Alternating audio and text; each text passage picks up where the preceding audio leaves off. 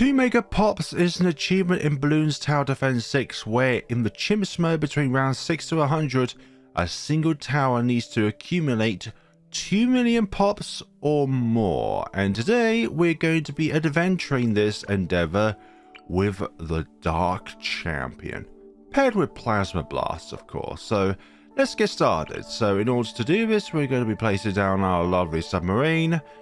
And let's get cracking. On round 9, get yourself Geraldo. Place him down somewhere far away from the rest of the track so that he does not accumulate too many pops. But we do need him for invisibility potion, for Jerry's fire, and possibly some idols as well. If you place Geraldo on strong, he will target the blue balloons rather than the red balloons, leaving the submarine to clear red balloons. And also, pick up barbed darts when you can, because we're going to need some early game lead popping potential from the heat tipped darts. Place the submarine on strong if you are struggling with some of these faster balloons, so that you're not always targeting the red balloons, that you're targeting like the green. Oh, you need to select back on first when it comes to regrow, so otherwise we're just going to target the yellow ones and leave the weaker ones to regrow. So when it comes to targeting strong balloons, it's in the case of if you got a lot of green balloons or yellow balloons or pink balloons that are continuously making their way through the track. So you want to be able to target those at any given point in time rather than the frontmost ones, which could be red balloons, in which Geraldo could be picking off or the submarine could pick off later on. So we'll put it back on first because of the regrow balloons. Regrow balloons can be a bit of a mess if you just leave them unattended. Right, so are we going to be able to do this? Yes, that blue balloon provides us the coverage that we needed. And that, okay, don't scare me like that, regrow balloon. Looks like you was going to make it past there for a second, which would be very bad. So let's see what we can do on this round. We may need to put Geraldo on first again because of these balloons, but we're almost there for the super monkey. But it's just the fact that we may not have the funds to be able to put it down. Oh gosh, I gotta be a bit more brave with my placement actually, because we can afford the super monkey on this round, but it's just be able to place it down. Put the submarine back on first. Hopefully that will... No. Oh, you gotta be kidding me. I tried to press S and I accidentally pressed spacebar instead. Almost like the game was teasing us, because it was telling us, yeah, you could place the super monkey down, but look at all these balloons which are inches to the end of a track. That's probably not the perfect place for it, but I just placed it down in the spot that I would like for it to be. I mean, we can change it any time once we get Dark Shift, but we have the super monkey down, which is very important for this endeavor. Let's see. I'm going to place the invisibility potion on the super monkey so it gets camera detection. But we will be pursuing bottom path first, so that it mainly for the knockback actually, but also the camera detection with ultra vision. So what we're going to do from here, I do want to be able to enable it to be able to pop lead balloons, but I feel like it's going to be more reliable to rely on the heat tip darts for constant poppage of them. We'll obviously be switching over to submersion support, so this will be able to pierce through 4 for 5 leads and then pop that one as well. The idea is to pop it back and forth between submerged and unsubmerged, just so that we can have that constant lead popping. I honestly wish that the alchemist was not so pitiful on the super monkey, because the effects just wear off so quickly. I wish Berserker Bruin's strongest stimulant were time-based rather than either time or attack-based. Right, more lead balloons, so we're going to unsubmerge it for a moment. And once all of the leads are gone, then we'll submerge it back into the seas again. Wait, 38 also has lead balloons, so let us pop out the submarine again so that it is able to pop them. And submerge back into the seas again. Hopefully you won't need to do that too many more times. I just can't rely on the alchemist for constant covering the super monkey so that it can always pop lead balloons, because I'm sorry, but the alchemist on the Super Monkey is really pitiful. But it's better to have it than not have it. But it's still really pitiful though. Knockback and then soon Ultra Vision. And then after that, we'll be pursuing an MIB with Jungle Drums because I don't want to advance this to Laser Blasts and Plasma Blasts if we can't pop purple balloons. We have a 220 village in place in range of both the submarine and the Super Monkey. Not really so much for the submarine, it just means it can decamouflage just a little bit faster. But again, doesn't really matter now. Let's see. Going to unsubmerge it again. Even that's struggling because these are fortified. It takes multiple hits to remove the layer. Round 47 is a little bit of a struggle, but I think with the amount of PS that the Super Monkey has, it will be able to deal with... Oh no. Oh, thank goodness the save did not go away. I heard Geraldo say clean up an aisle 7, and I thought the save file was lost there, because it can sometimes do that. I think some Jerry's fire will go a long way here, actually. So let's plop that down, and then that will be able to deal with some of the excess balloons. Like the ceramics we're making quite far away through the PS of the Super Monkey. And yeah, okay, the Jerry's fire was very good there. And this is why I don't want to upgrade to Laser Blast or Plasma Blast before getting... before getting MIB. Because then I won't be able to pop either purples or reds if it's in laser. Now we have the MIB up, now we do not have to worry about upgrading the top path. Oh, this is very interesting. Let's see if we can deal with this. That's adjourned, I believe. Yeah, the Jerry's hot sauce is coming in clutch here, which is lovely. So that's not going to be an issue. The leads are no longer an issue because of the MIB. Yeah, honestly, the Alchemist is really pitiful on the Super Monkey because of its rate of fire. And the fact that both the acidic mixture dip and the strongest stimulant, or Berserker Brew, is both attack fire rate dependent on when it runs out is a little bit annoying. Like, acidic mixture dip, I understand, it's a very cheap upgrade. But also, with the strongest stimulant, I feel like that should only be timed based rather than attack rate based or time based, because it makes it such a pitiful upgrade on something that attacks really fast. Like, it runs out incredibly quickly with, let's say, with something like Attack Zone or anything like that, which really incentivizes the Permabrew in that case, which we won't be able to afford for the Dark Champion, by the way. And speaking of which, we're nearly there with the Dark Knight. Excellent. So our next adventure is to get an overclock to increase the rate of fire of the Dark Knight. But also, we're going to shift this ever so slightly down south here, just so it's able to reach the bottom left corner when Moabs make it down there. So just like that. It's a small movement, but I think it's going to make all the difference. Round 59 is about to come to a close, and that means it's round 60 next, which means we have to deal with one of these lobsters, BFBs. You are going to absolutely demolish it. Lovely. That is good. I don't think we'll be able to do round 63 on our own, even with Jerry's hot sauce. Like, I think that we're going to struggle just a little bit. Let's see, how do we do on round 62? Do we need this upgrade?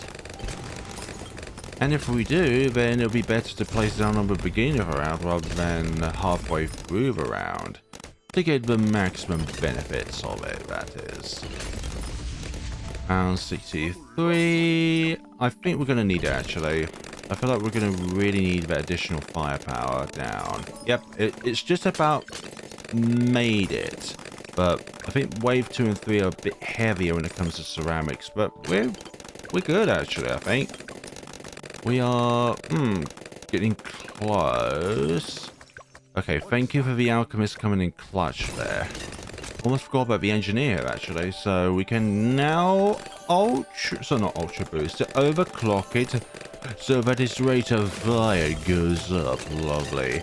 So how many have we got so far? 2.7k for the submarine, 2.2k for the alchemist, 175 for Geraldo, and 115,000 for the super monkey. Lovely. And because the Dark Knight is a tier 3 tower, overclock will apply for over 100% of the time it would take for the overclock itself to be able to regenerate. You can see that it's active, ready to cast, and it's still active on the super monkey, which is brilliant in a ways. Like, that kind of balancing I like, because it means that any benefits which are temporary are not as permanent on a tower as, let's say, a... Actually, I don't know what I was going with that sentence, but a tier 5 will get less time with an overclock than a tier 3 would. Let's just say that. A call to arms would definitely be possible after we get the Dark Champion, but it's getting the Dark Champion in the first place, which is going to be the main objective. I mean, look at the title of the video, look at the thumbnail. They both got the Dark Champion sprite on it. Did I succeed in this or not? It's almost like the Alchemist is non-existent at times, because both of its effects just run out so quickly. We're going to need another Jerry's hot sauce around 75, because the amount of balloons on this round can be overwhelming at times. So put that down, constantly have the overclock down. Yeah, some of these are retreating back here, which is not good. Round 76 is coming up. Let's see what we can do here. Ooh, that's going to be very interesting. I'm glad we've got the heart stopper here so that these balloons don't regrow. Are we going to be able to do this? Oh, that's going to be a bit of a struggle. Hopefully they don't regrow too much as they go along here. Thank you very much. Round 78, all of these ceramics could be an issue, but round 76 I think has the graver ceramic threat when it comes to these sort of things, because they can regrow, whereas these ones don't regrow, but I think they might be in greater numbers. Star Wars Tusken Raider sort of thing. We'll be back, and in greater numbers. Overclock this. And hopefully this will be dealt with by the time this ceramic's coming on. Otherwise, all of that PS is going to be a nightmare. Oh, this is going to be a nightmare. Hopefully we won't need something else. Like, we could plop down glue if we fail on this, but... Oh yeah, there's a lot of them leaking over here, although some of them are being lit to flames. Is that going to be too much pierce though? No, I think we're good. We're very good here. Around 79, dealing with all of these regrow rainbows is going to be a bit of an issue. And then paired with these BFBs, then followed by 4 to 5 BFBs. All that PS can stack up to be really annoying. Let's see... Oh, they're making it quite far. I think we might need some help here. Relentless glue with glue splatter. People say that relentless glue is a waste of money, but I digress. The fact that popped balloons that were glued by this tower stuns nearby balloons is a godsend, especially when a tower kind of lacks pierce in order to be able to deal with balloons that are still coming along. So the stun can constantly be applied, and we do not need to worry as much about balloons kind of leaking. The stuns are really nice, so that's a small sacrifice in order for us to be able to do this with. So yeah, but we're still kind of struggling a little bit, although nowhere near as much as what we were earlier. And we've just got red balloons to deal with, I think, which hopefully these will recognize. Don't want to lose to red balloons of all things, I'm going to say, because I've already had to deal with that in my pods to Megapops. So now with round 79 dealt with, thanks to the help of a relentless glue splatter, we have this abomination to deal with, and hopefully the Dark Knight is up to the task. What have we got when it comes to keep that applied. What have we got for items? That's still not enhanced yet. We don't want to apply the Jerry's fire to the submarine, thank you very much. So I think level 16 is when Jerry's Fire is going to get upgraded. Let's see. All of this is making it over to this side of the track, but we have it all done and dusted. So 81. What can we do on this round now that the majority of the balloons nowadays are going to be Moa class balloons? I feel like we're going to have a slightly better time, actually. I'm not going to lie. I think the fact that we're not dealing with ceramics right away means that any balloons that get popped while being glued stun nearby balloons, which is a godsend in a way. See, they're being stalled, and without relentless glue they just slow down, and because of the fact we don't pursue top path, that means after a certain number of layers are popped, the glue effect will disappear automatically. Whereas if you go to only the first upgrade on top path, that means that the glue sticks to all layers rather than just the first few layers. I'm not sure how many layers it is until the glue disappears automatically after enough layers have been removed from the balloon itself. Not too sure on that one. So we've got 25k left until we can get the Dark Champion, and then our attack power is going to greatly amplify. And we don't need to worry about those pesky DDTs doing anything annoying, like, I don't know, traveling too fast. Round 83. Yeah, this kind of struggles against super fortified ceramics, which is why we got ourselves our Jerry's Hotfire just to apply some of that continuous damage, although the amount of pierce here could be an issue. Sometimes a lot of these can be just as dangerous as BFBs. Round 84, let's deal with the BFBs, so the Moabs first and then the BFBs afterwards. And let's see. Yeah, it's dealing with all that quite nicely actually. Don't have to worry too much. And as soon as the Moab layer's gone, then the Relentless Glue can start work again with its stick on the ceramic. So we are just under 11k away from the Dark Champion. Will we be able to do this? The journey is more difficult than the destination.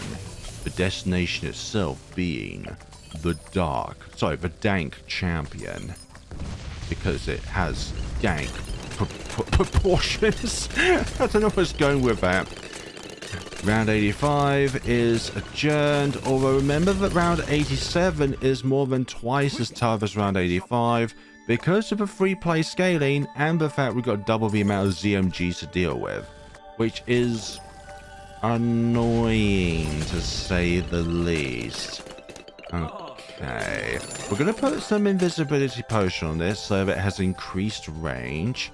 This now burns more, which is nice, so we're going to apply that now. That's going to be really nice for round, well, the next round actually, and the rest of the rounds, but it's only going to last until round 96 when we have to put another one on it. You have entered my vicinity, now you all must die to the hands of the bad man with his plasma vision. Yes, I said vision, not blast, because his visor is plasma colored, purple colored, has the ability to cast plasma out. So my question to you is, which pathway is better, plasma blast or super range?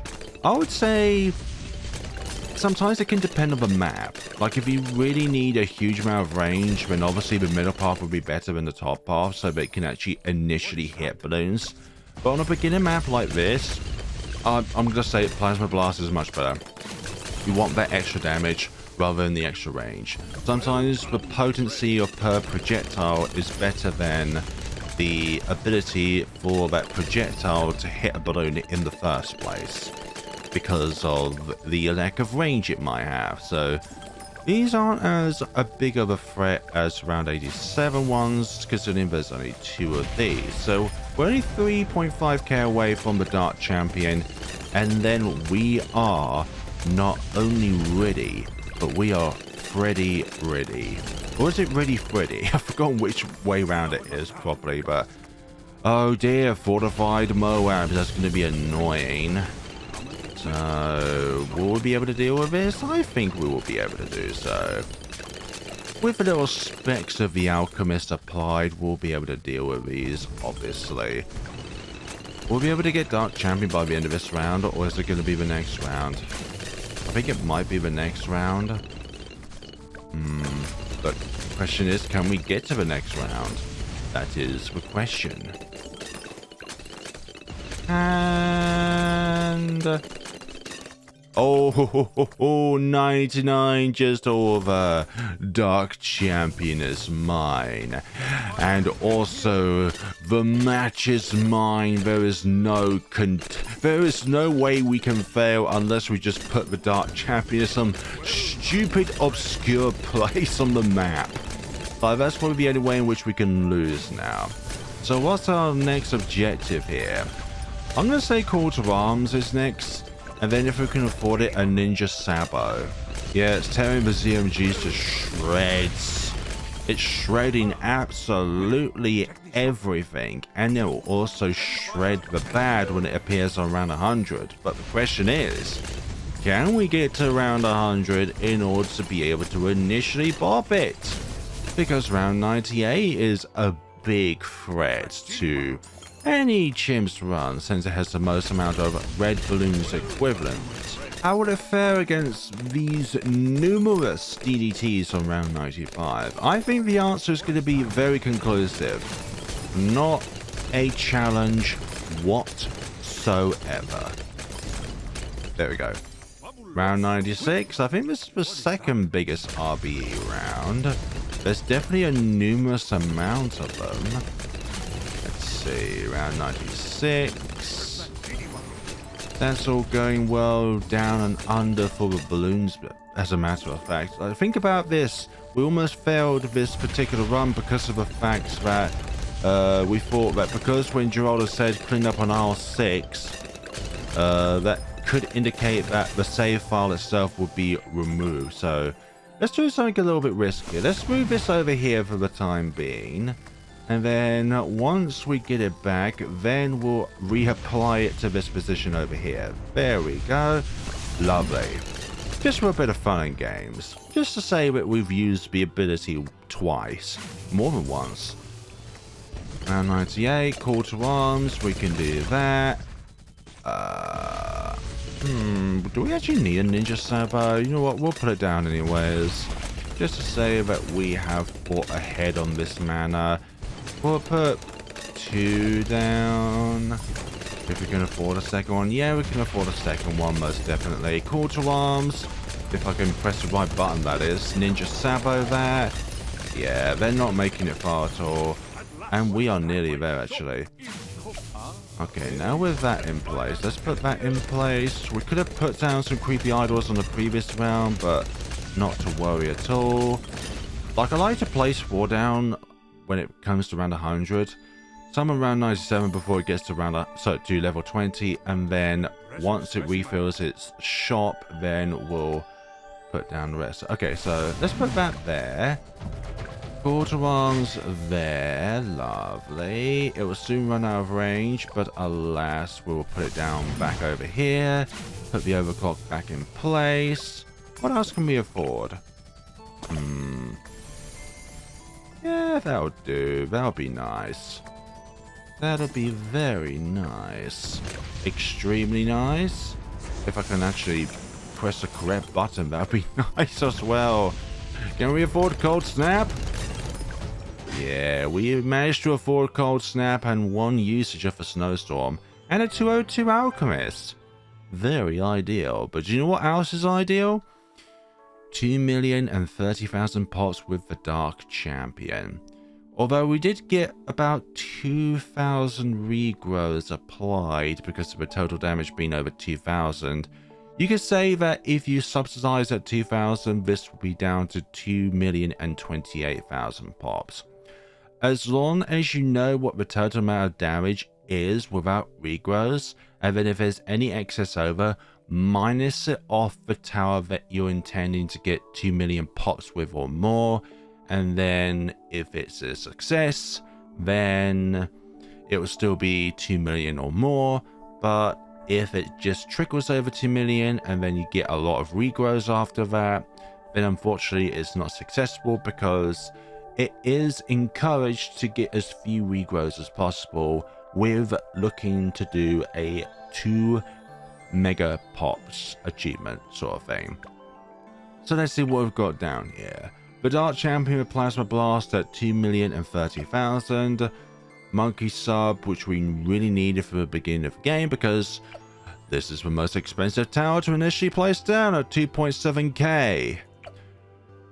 Alchemist at 10,000. Obviously the Glue Gun is going to be 0 because it's entirely support based, stalling based. Ice Monkey only 2. Geraldo at 940. You know what? That's absolutely fine. Neither of these guys managed to get any pops because the balloons did not manage to get over here because by the time we placed those ninjas down, we had the Dark Champion. And honestly, it wasn't even close once we got the Dark Champion. Like, this thing absolutely shreds Merv class balloons.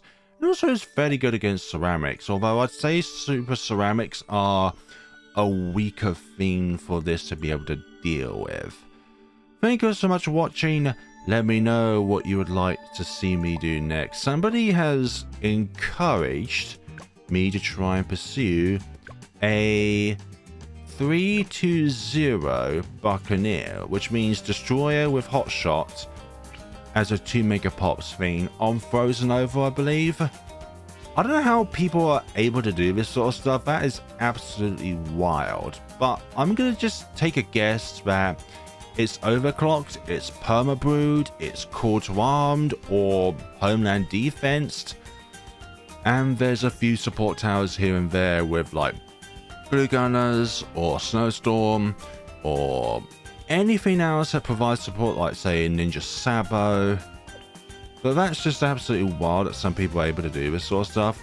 Also heard that somebody was able to do a 2 Megapops with a primary expertise without Geraldo. Like, that is just bloody insane stuff that the community can come up with. What people can come up with. Like, I'm not this brave in order to pursue primary expertise. I just feel that for some odd reason that you would exceed over 42,000 pops before you're able to afford primary expertise, which is why I don't want to pursue this 2 million pops. Although if I do run out of towers to 2 Megapops, then obviously I would pursue that. None of the spike factories I feel are 2 Megapopable. Megalodon and Gigantosaurus, absolutely. And even I think these both are possible to get all the pops. Not just 2 Megapops, but every single pop that there is in a Chimps mode.